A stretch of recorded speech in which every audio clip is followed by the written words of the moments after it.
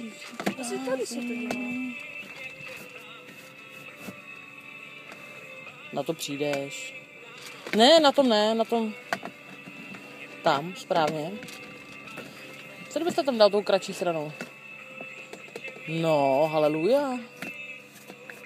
A takový 5 kousky. Ano.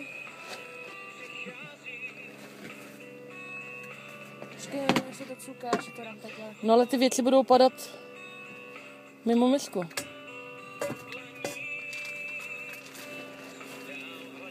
Už to moc nemám rád. To je špatně.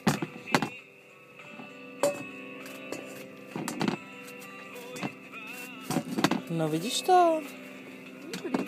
Robčí, ale zatím všechno, co jsi nastrouhal, si vyhodil, musíš to mít v té misce. Jo? Mě nějak bolí ruce. Mě tam něco štípe furt. Polož si to do té misky, je to určitě lepší, věř mi, už jsem něco škrábala. No? Je to lepší? To je ono? To je přesně ono tohle. Dobrý, to půjde rychle. To jde rychle.